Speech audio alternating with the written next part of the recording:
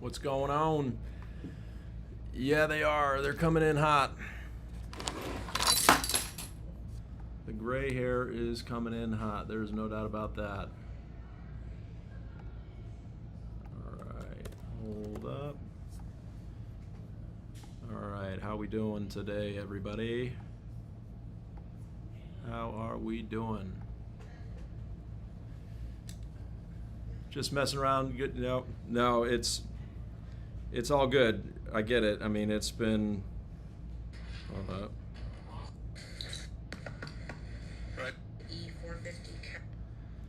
What's up, Jimmy Neutron? Nice. Haven't heard that one in a little while. Appreciate that. Bob, any GLC hybrids left? Yes, we do. We've got GLC hybrids left. Some GLE 450 hybrids for us.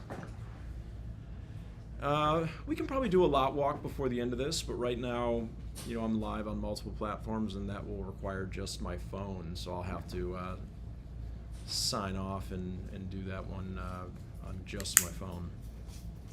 Anyway, how's everyone doing? How much you bring in a year doing with this content included? Oh man, I'd have to add it up.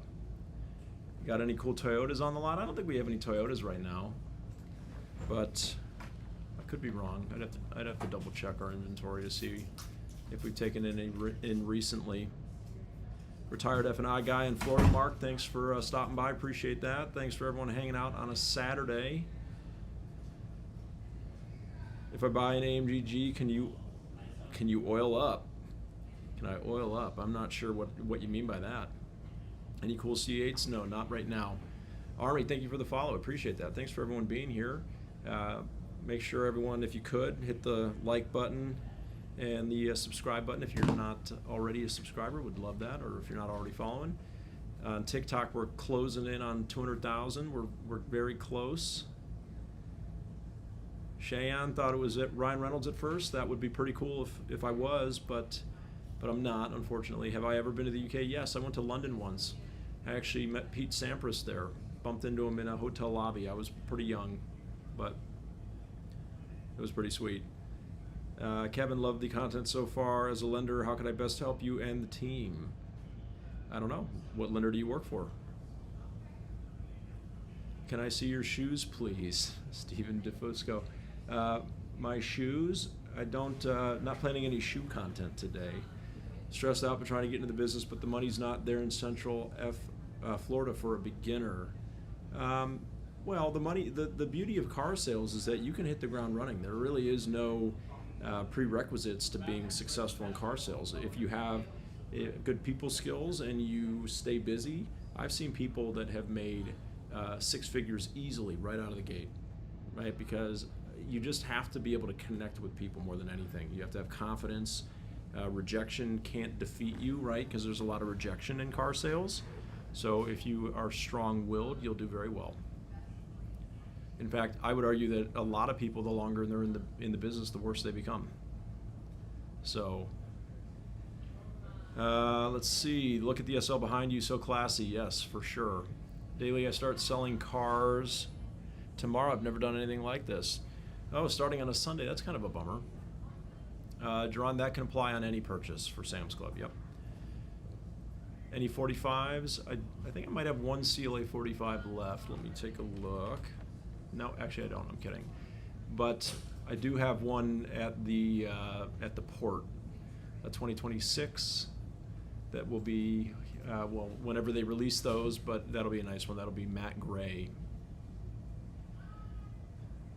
James, is the Sealy Cabriolet the new E-Class, and the second is their version that's all gas, and the AMG version with a V8?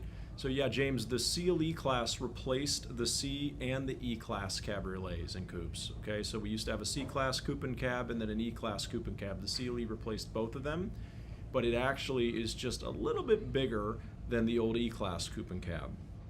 So it is a bigger car overall, and there is not a full V8 yet. That will be next year when the Seal E63 shows up.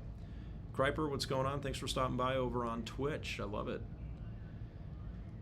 I love it, love it, love it. Any updates on tariffs on 2026 G-Wagons? No updates on 2026 G-Wagons. Although I will say, so far, very good on 2026 pricing. The only models that we have out so far are GLEs, and EQ pricing has been announced, and GLE pricing went up. The GLE 350 went up $500 year over year, which is probably the smallest year over year increase I've ever seen. And the EQs actually got massive price reductions, which is fantastic. So Mercedes is going the opposite direction there. Obviously, lease cash will be going away, so that's part of it. But yeah, it's a big deal. It's a big deal to see that. EQS sedan prices aren't really going down like the SUVs. Yes, that's true. The SUVs did get a much bigger price cut than the sedans. I think that's probably indicative of the SUVs being a much larger part of the production moving forward than sedans. There's just, in America especially, there's less and less demand for sedans. SUVs are what Americans prefer to buy. Ray, I'm doing well. How are you? Kevin, hey Doug, love me a Saturday Live. Thanks for being here, Kevin. I appreciate that. Austin, do you ever get a sense buyers are pushing limits on what they can afford, and do you sway them towards something more? Yeah, I mean, Austin, it happens. It happens sometimes. I would say that the banks are getting very good at being able to determine when somebody is stretching themselves too thin. So banks they're still lending well, and they're still lending aggressively, but I definitely see them cutting back when somebody is very clearly overextending themselves. So, but again, we always try to put people within their budgetary means, and so we really have a fact-finding conversation up front to figure out what somebody's looking to accomplish, what they can comfortably afford, because I don't want somebody buying a car they can't afford. I really don't. Stephanie, thank you for the gift. I appreciate that. Rob, thank you for the rose. I appreciate everyone being here. If you could hit the like button, that helps me out a lot. That gets people in here, tapping the screen over on TikTok and on Instagram and YouTube and Facebook, all that fun stuff. Keith, we have a 14 E550 awesome car with only 24,000 miles. Wow, that's super low miles. However, it's getting old. What do you recommend as a replacement? Love the understated look. So again, Keith, if you like having that E550, and I don't know if that's a sedan or a coupe or a cab that you have, but if you twin turbo V8 performance, you don't have a lot of options left anymore for V8s in that category. Would you hire Russ Flip Switch for what? To be a salesperson? Sure. But I don't need to hire him for social media training. Steven, why is the GLC so popular? I think the GLC is so popular because it's a great price point. It's a Goldilocks size. It's a good sized vehicle. Not too big, not too small. So I think people really like it because it's, younger people like it, older people like it. It's easy to get in and out of. It's a good size, and it's a great price point. Does MB lease under LLC? Sure. Yeah, you can lease in your business name. That's no problem. You just would go on as the guarantor. 709 credit score good for lease? Yeah, 709 is a good credit score. Absolutely. Are the GLC good in the snow? Sure. If you've got 4MATIC, they're excellent in the snow. When do you think the next generation of the C300 is coming out? Probably a few more years. Probably a few years away from that. Will the EQS price drop help stabilize the depreciation? Absolutely. Right? When the lower the price is on something, it's got less distance that it can fall. Right? The more expensive something is, the further it can fall. Can I drop a Cadillac lease off with you, get into an entry-level Benz? Yes. So Cadillac actually won't let you, GM won't let you trade into a non-GM dealership, but we do have a way around that. We've got some friendly GM dealerships in town that work with us so that we can do that. What's considered a decent markup to pay on a G63? If you can get a G63 for 10 or 15K over MSRP, that would be a win. So if you were to drive a pickup truck, which make and model would you choose? Well, I grew up in a Ford family. We had F-150s, so I think probably for nostalgic reasons, I would drive a F-150. What's an entry-level Benz? So entry-level cars would be like the CLA, GLA, GLB.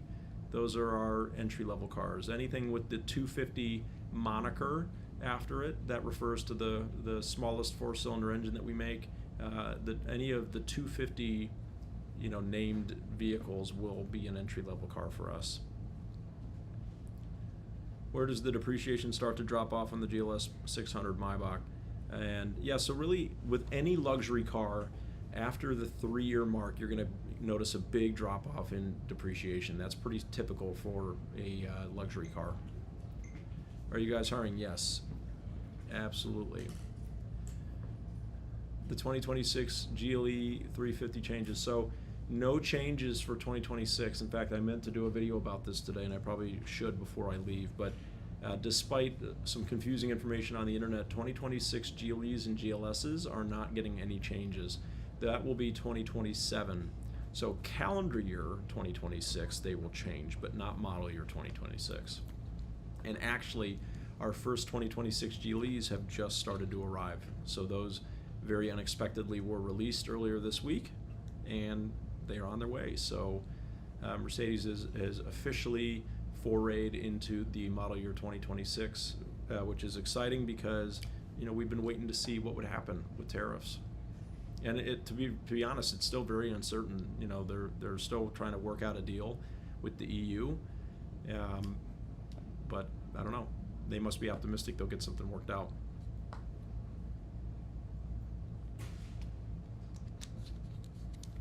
Nothing more true than depreciation. 78K E550 worth nothing now. Yeah, I mean, Keith, unfortunately, luxury cars just have a significantly different depreciation curve than things like, the Japanese imports like Toyota and Honda, for example. And it really just comes down to, and this is such a complicated concept to explain to people because on paper, it just looks like they don't hold their value well. And technically that's true, but the reality is that it is you and me, right, buyers of these cars that cause that depreciation, and it's our willingness to pay for luxury cars as they age, right? When somebody enters into the world of luxury, they become much more discerning, and that means that they either want brand new or they need such a stupid deal to justify buying used that it creates that big gap between new and used. And that's true for really any luxury items outside of things that you cannot get, right, like Rolexes and